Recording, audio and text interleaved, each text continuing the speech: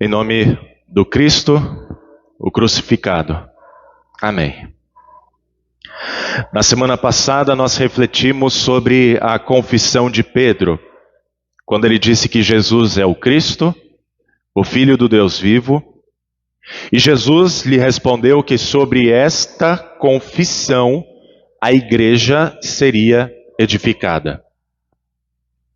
Isso porque, como nós vimos, dizer que Jesus é o Cristo significa dizer que ele é o escolhido de Deus para uma missão. E dizer que ele é o Filho do Deus vivo significa dizer que ele é o único capaz de realizar essa missão dada por Deus ao Cristo. Lembram, né? Hoje, o Evangelho de Mateus diz qual era a missão desse Cristo, a missão de Jesus, a qual ele mesmo começou a mostrar aos seus discípulos, a fim de prepará-los para o que iria acontecer em breve. Era necessário que ele fosse para Jerusalém, sofresse muitas coisas, morresse, fosse morto e no terceiro dia ressuscitasse. Pedro, porém, ao ouvir essas coisas, chama Jesus num canto e o repreende. O repreende dizendo que Deus não permita que isso aconteça, Senhor. Isso de modo nenhum irá lhe acontecer. Qual é o problema dessa frase de Pedro, dessa repreensão dele? Ora, qualquer um que rejeite o sofrimento de Cristo está se unindo a Satanás. Por quê? Para responder, vamos voltar um pouquinho lá no começo do Evangelho de Mateus, no capítulo 4. Quem foi que tentou Jesus para se desviar da missão dada por Deus, de seguir o caminho em direção à cruz e ao sofrimento? O diabo, Satanás, que com a sua teologia da glória, a teologia da prosperidade, não queria ver Jesus sofrendo para cumprir a missão de salvar a humanidade, de destruir as suas obras malignas no mundo. Assim nós conseguimos entender o porquê de Jesus ter respondido a Pedro: saia da minha frente, Satanás. Porque enquanto Jesus ensina a teologia da cruz, dizendo que era necessário sofrer, morrer e ressuscitar para cumprir a vontade de Deus, que foi predita pelos profetas, Pedro, a exemplo de Satanás, tenta afastar Jesus desse caminho. Esse pensamento satânico de tentar achar a glória de Deus fora da revelação de Cristo e da sua cruz é uma pedra de tropeço, que faz muitas pessoas caírem da fé e se desviarem das coisas de Deus.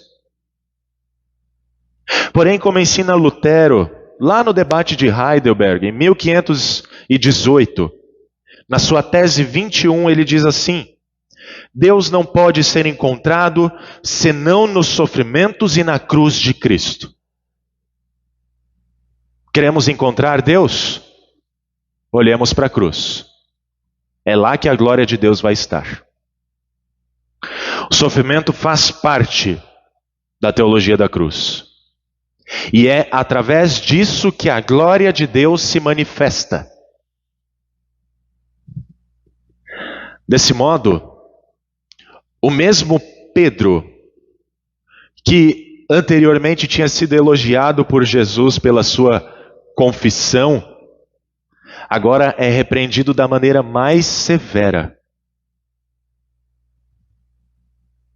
E assim nós percebemos que Pedro não é infalível. Assim como nós não somos infalíveis. Se nós estivéssemos no lugar de Pedro, certamente nós pensaríamos o mesmo. Não precisa sofrer, Jesus. A gente dá um jeitinho de te livrar da cruz. Eu não vou permitir que você morra. Desde aquela época, ouvir falar de cruz era motivo de vergonha. Era motivo de escândalo. E escândalo significa pedra de tropeço para muitos.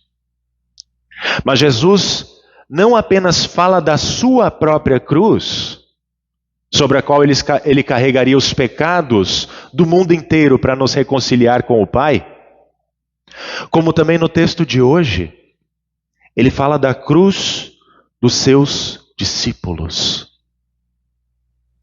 Se alguém quer ser meu seguidor, negue a si mesmo, tome a sua cruz e siga-me. Em outras palavras, a cruz é a marca do discípulo de Jesus. E ser discípulo de Jesus implica em sofrer. Implica em sofrimento. Mas não é qualquer tipo de sofrimento. É muito comum nós falarmos que os nossos sofrimentos do dia a dia são as cruzes que Deus nos dá para carregarmos, não é? No entanto, não é exatamente isso que quer dizer carregar a cruz. Sofrimentos nós temos de monte, tanto por causa do pecado original que nós herdamos de Adão, quanto por causa dos pecados atuais, que são o reflexo e a consequência, os resultados desse pecado que habita em nós. Porém, dentro do contexto do ensino de Jesus, tomar a cruz e sofrer está ligado a duas coisas: ao negar a si mesmo e seguir Jesus. Tomar a cruz, então, tem a ver com o sofrimento dessas duas coisas. E isso tem a ver com o que Pedro disse, aquilo que Pedro disse a Jesus, e implica na necessidade de rever os nossos interesses pessoais em relação ao Cristo. Quais são os nossos interesses em relação a Jesus? Enquanto Jesus preparava os seus discípulos, ensinando-os a teologia da cruz, falando da necessidade do seu sofrimento, da sua morte no plano da salvação, demonstrando que ele negava as glórias deste mundo, mesmo sendo o Filho de Deus e dono de todas as coisas. Fazendo tudo isso a fim de cumprir os interesses do Pai em redimir a humanidade, Pedro demonstra a teologia da glória, a qual busca os seus próprios interesses. O que necessariamente culmina numa religião egocêntrica. O eu se torna criador e cria a sua própria realidade. De modo nenhum irá lhe acontecer isso, Senhor.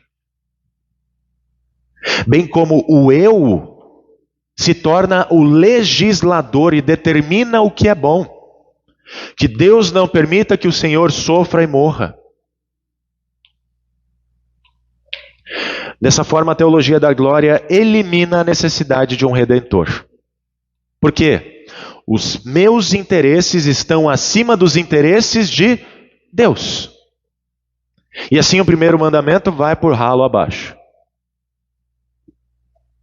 Essa quebra do primeiro mandamento é muito visível nas igrejas que hoje pregam glórias, vitórias, prosperidade, exaltação do ser humano aqui e agora. Tomar a cruz e sofrer? Não precisa mais. Deus só tem coisas boas para a sua vida neste mundo. Basta você tomar posse da bênção. Venha e busque a sua libertação. Ao colocarem os seus interesses em primeiro lugar, o sucesso, a fama, curas e assim por diante, se esquecem de negar a si mesmo, dos seus interesses egoístas, do que Jesus ensina logo na sequência, de que adiantará uma pessoa ganhar o mundo inteiro e perder a sua alma. Em outras palavras, a vida cristã não tem nada a ver com os nossos interesses de buscar a Cristo para sermos recompensados com conquistas neste mundo, que no fim são passageiras. Vai passar.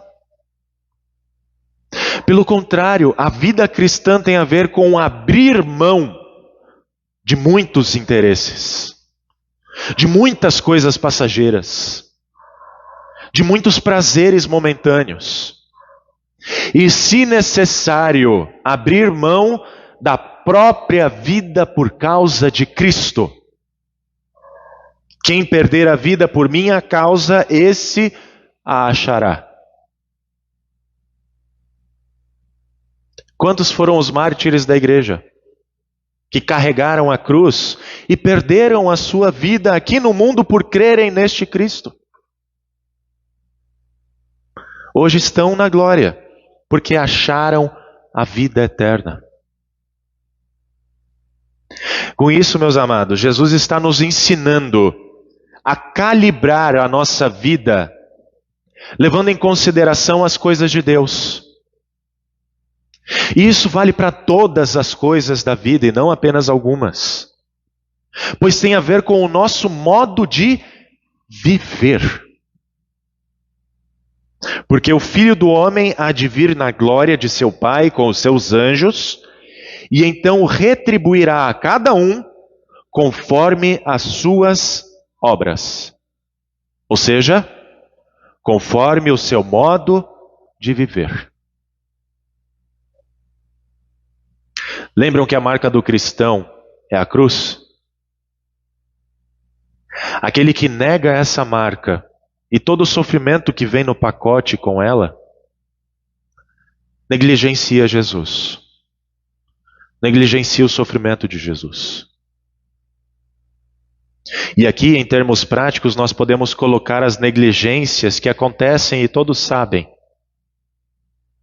Entre vir ao culto para ouvir a Cristo, recebê-lo na ceia, e ficar em casa assistindo um filme, uma série, muitos vão preferir ficar em casa. Entre vir ao culto e ficar no barzinho com os amigos, muitos vão preferir ficar no barzinho. Entre vir ao culto e fazer qualquer outra programação, muitos priorizam outras programações. E assim negligenciam a palavra de Cristo e colocam os seus interesses em primeiro lugar. Isso não quer dizer que uma vez ou outra não possamos nos ausentar dos cultos. Mas vir ao culto com regularidade faz parte do modo de viver cristão. E isso exige sofrimento. Afinal, nós negamos a nós mesmos. Nós negamos o nosso ego, os nossos interesses, para estarmos em contato com Cristo, na palavra, no sacramento. E assim nós renunciamos ao nosso modo de viver pecaminoso.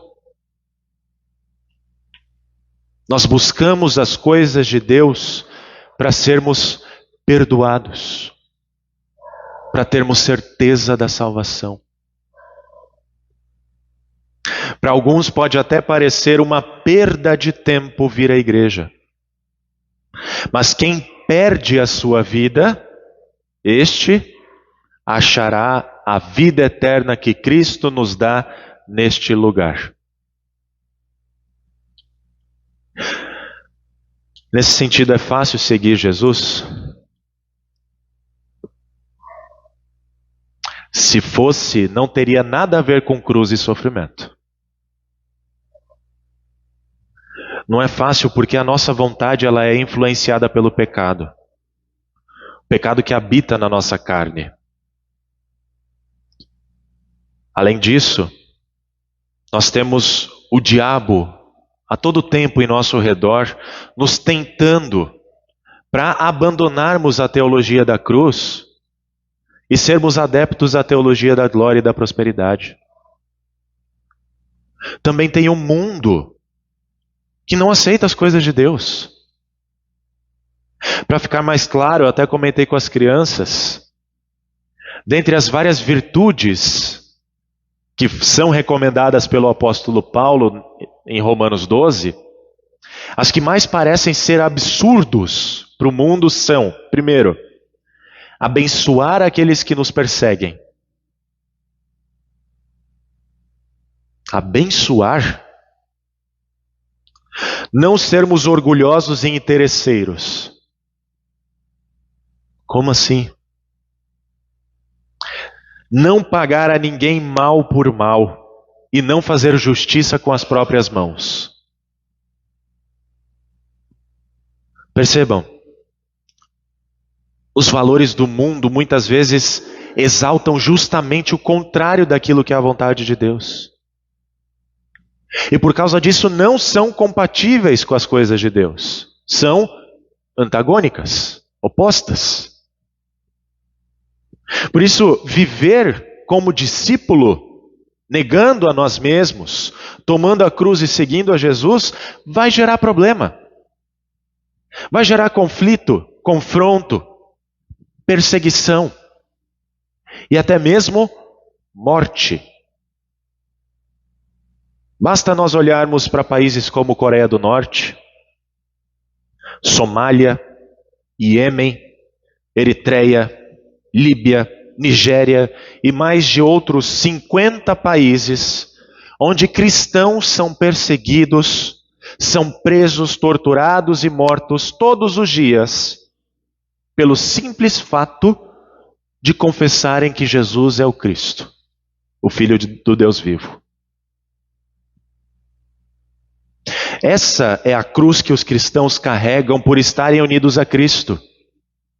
Afinal, como diz Paulo em Romanos 6, desde o batismo nós fomos unidos, fomos conectados ao sofrimento e morte de Jesus. É por isso que no rito do batismo, por exemplo, o pastor faz o sinal da cruz tanto na fronte quanto no peito da pessoa, a fim de mostrar que a pessoa batizada agora é discípulo de Jesus e coparticipante dos seus sofrimentos, carregando a sua cruz. No culto, ao lembrarmos do nosso batismo, nós também fazemos o sinal da cruz, assim como na absolvição, para lembrarmos dos sofrimentos e dos benefícios que Cristo nos dá por meio da sua morte de cruz. Não é só coisa ruim, não é só sofrimento, mas também tem benefícios. Nós sabemos disso. Cristo morreu para nos perdoar. Assim, quando nós tomamos a cruz e sofremos por causa de Cristo, essa é a marca do verdadeiro discípulo. Caso contrário, nós seremos meros observadores, protagonistas, né? Protagonistas não, mas apenas pessoas que olham para o sofrimento de Jesus, e para esses Jesus diz: quem não toma a sua cruz e vem após mim, não é digno de mim.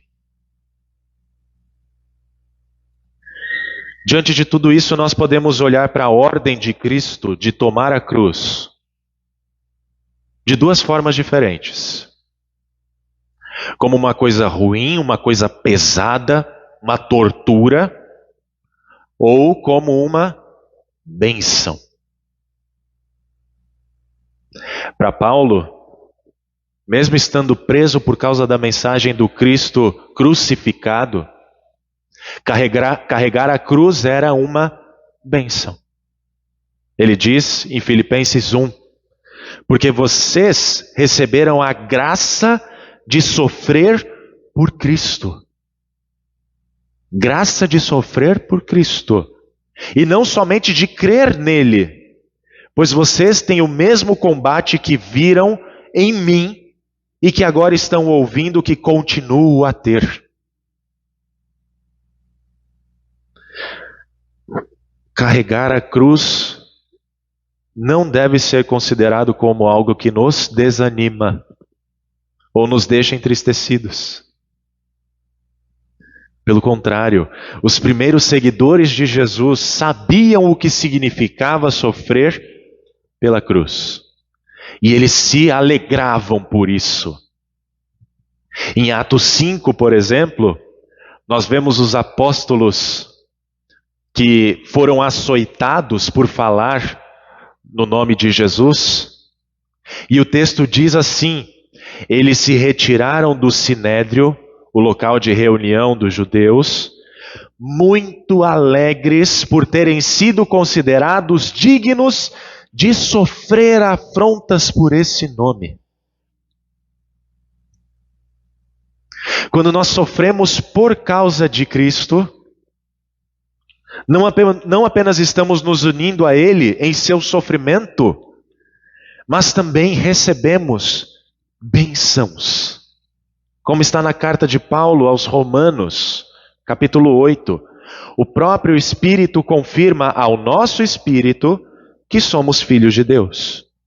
E se somos filhos, somos também herdeiros.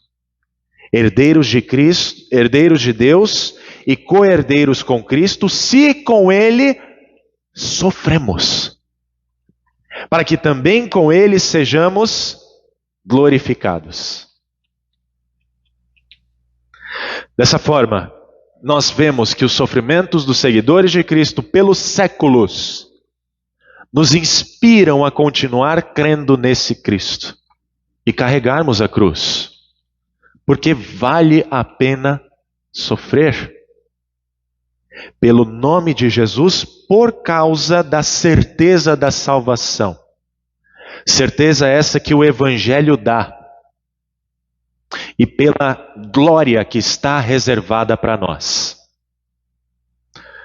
Os sofrimentos do tempo presente não podem ser comparados com a glória a ser revelada em nós. Nesse sentido, Lutero vai dizer que o único propósito de todo sofrimento cristão é promover nossa vida cristã, produzir frutos para um conhecimento mais profundo, uma confissão mais firme da palavra, uma esperança mais certa e uma expansão maior do reino de Cristo. Isso quer dizer que o sofrer por causa de Cristo também tem um propósito evangelístico. Como afirma o apóstolo Paulo lá em 2 Coríntios: bendito seja o Deus e Pai de nosso Senhor Jesus Cristo, o Pai de misericórdias e de toda consolação. É Ele que nos consola em toda a nossa tribulação, para que pela consolação que nós mesmos recebemos de Deus, possamos consolar os que estiverem em qualquer espécie de tribulação. Porque assim como transbordam sobre nós os sofrimentos de Cristo, assim também por meio de Cristo transborda o nosso consolo.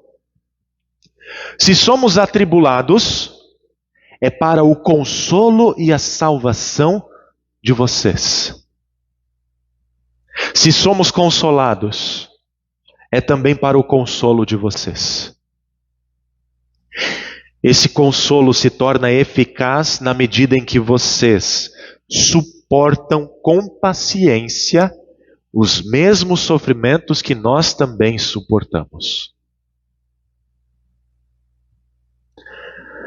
Depois de algumas décadas da ressurreição de Cristo, o mesmo Pedro que negou o sofrimento e a cruz, agora pôde escrever para cristãos perseguidos, encorajando-os, dizendo assim: alegrem-se na medida em que são coparticipantes dos sofrimentos de Cristo, para que também na revelação de sua glória vocês se alegrem exultando. Se são insultados por causa do nome de Cristo, vocês são bem-aventurados, porque o Espírito da glória, que é o Espírito de Deus, repousa sobre vocês. Que nenhum de vocês sofra como assassino, ou ladrão, ou malfeitor, ou como quem se mete na vida dos outros. Mas se sofrer como cristão, não se envergonhe. Pelo contrário, glorifique a Deus por causa disso. Porém, é importante que fique claro que o nosso sofrimento não serve de nada para pagar os nossos pecados.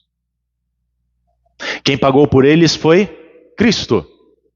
E por isso a cruz de Cristo foi a mais pesada de todas.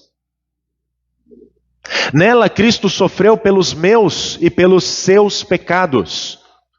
Ele foi abandonado pelo Pai a fim de abençoar aqueles que o amaldiçoaram e nos livrar da eterna perdição. E por ele ter consumado a sua missão, por ele ter ressuscitado em glória, a minha e a sua cruz não são pesadas. Afinal, Cristo sofreu para expiar pecados e nos salvar. Nós sofremos por levar essa notícia do Evangelho a um mundo perdido, que precisa achar em Cristo a vida eterna, assim como nós achamos. Portanto, a bênção de carregar a cruz nos ensina pelo menos 10 coisas importantes. Primeiro, quando nós participamos do sofrimento de Cristo, isso é sinal de que somos discípulos dele. Segundo, nós vamos sofrer por causa do nome de Cristo, mas as promessas de Deus nos darão forças para suportar os sofrimentos com alegria. Terceiro, os sofrimentos nos ensinarão a sermos humildes. Vão nos chamar ao arrependimento e nos fazer olhar menos para os nossos interesses e mais para os interesses de Deus. Quarto, Deus usará o nosso sofrimento por causa de Cristo para nos mostrar quem são os servos fiéis, como no caso de Jeremias, Paulo, Pedro e tantos outros. Quinto, Jesus promete que nunca estará longe de nós durante os sofrimentos e as provações por causa dele. Ao contrário, ele nos acompanhará durante a caminhada e irá na nossa frente, nos conduzindo. Sexto, Deus jamais nos dará uma cruz que não possamos carregar ou suportar. Sétimo, Deus nos consolará em nosso sofrimento para quê? Para que nós possamos consolar outros que passam por angústias de todo tipo e dar testemunho de Cristo. Oitavo, Deus não quer que nós procuremos o sofrimento, mas Ele deseja que nós estejamos preparados para quando Ele vier até nós. Nono, Deus quer nos tornar dependentes dEle para vivermos em contato com Cristo na palavra e nos sacramentos. bem como para fazermos bom uso do seu nome ao invocá-lo em todas as nossas necessidades, por meio da oração.